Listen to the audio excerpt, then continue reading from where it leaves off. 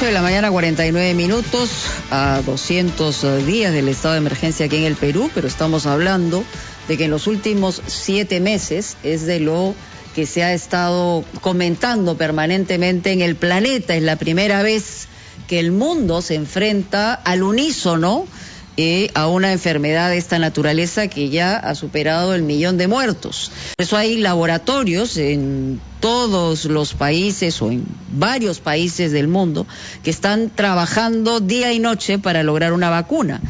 Y estamos todos a la espera. Hay ensayos clínicos en segunda y tercera fase, y uno de ellos, estamos hablando de la segunda fase, ha comenzado en el Perú también, este ensayo clínico que es CureVac, que es una vacuna que está basada en una tecnología distinta. Estamos en comunicación con Teresa Ochoa, médico pediatra, especialidad en infectología, experta en estudios de investigación clínica de vacunas, además docente de la Universidad de Cayetano Heredia, y es la persona indicada para contarnos en qué consiste estos ensayos, de qué manera está aportando el Perú. Y estamos hablando de una vacuna distinta, con dosis distintas. Teresa, ¿cómo está? Muy buenos días. Muy buenos días, Mónica, ¿cómo estás?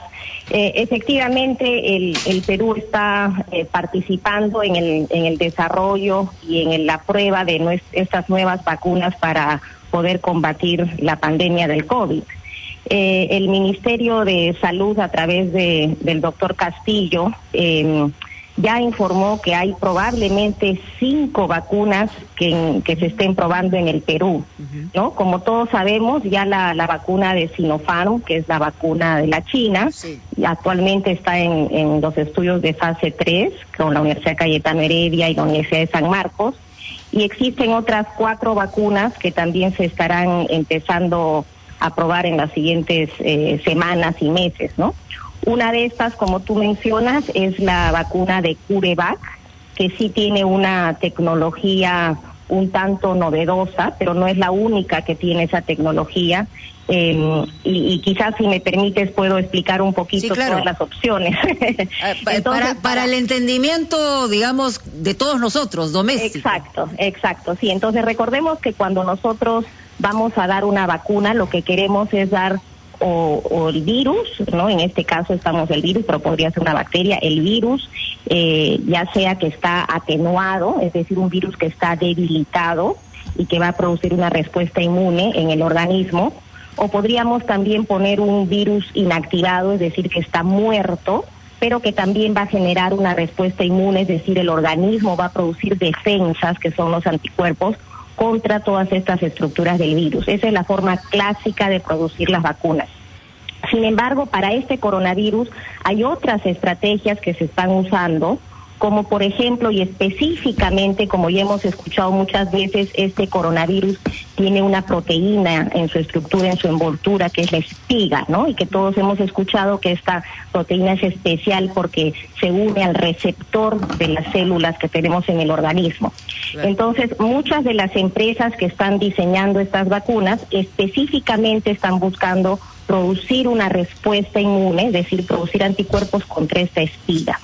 Y la forma de producir estos anticuerpos puede ser que en el organismo se introduzca la proteína con un adyuvante, con una sustancia que ayuda a generar mejor respuesta, y esa es también una forma clásica de producir vacunas.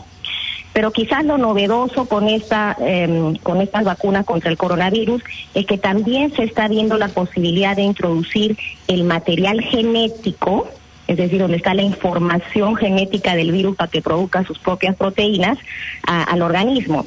Y hay vacunas que introducen este RNA, porque recordemos... Es ácido ribonucleico. El ácido ribonucleico, ¿no? Recordemos que la información genética puede estar como el ADN, el ácido desoxirribonucleico, que son 2 hebras, o el RNA, el ácido ribonucleico. Este virus, el virus que produce la enfermedad del coronavirus, es un virus RNA. Entonces, para poder llevar la información genética, ¿no?, para producir las proteínas, justamente una de estas formas es a través de un mensajero que lleva esta información. Entonces hay varias empresas, varias compañías farmacéuticas que están produciendo estas vacunas con este RNA. En unos casos, y eso es muy interesante, que también es algo novedoso, este RNA lo introducen dentro de un vector, es decir, otro virus que no produce enfermedad o que está atenuado y que lo van a introducir al cuerpo para llevar este material genético al organismo. Y por ejemplo, lo menciono porque también dos de las empresas que van a introducir sus vacunas en el Perú, como es la de Oxford con AstraZeneca o la de Johnson & Johnson, justamente utilizan esta tecnología, es decir, que se introduce el RNA del virus a través de un vector, ¿no? Solo se necesitaría una dosis, según, por lo menos en el caso de Johnson & Johnson. Exacto, entonces entra aquí a tallar cómo va, la respuesta es muy diferente para cada una de las vacunas, en unos casos es una dosis, la mayoría está viendo la posibilidad de 2 dosis. Y la última opción es a través de este RNA mensajero, pero que no lo introducen dentro de un vector, es decir, no lo ponen dentro de otro virus que está inactivado, sino más bien lo pueden utilizar, por ejemplo, unido a algunas estructuras de lípidos, ¿no? Que van a hacer que este RNA pueda entrar y una vez que está en el organismo ya empieza a producir los anticuerpos específicos contra esta proteína que todos sabemos que es la proteína del Skype que se une al receptor. Entonces, dentro de este grupo hay varias empresas que están produciendo esta vacuna. Una de ellas, por ejemplo, es Moderna, que ya ustedes han escuchado, que se está produciendo en Estados Unidos.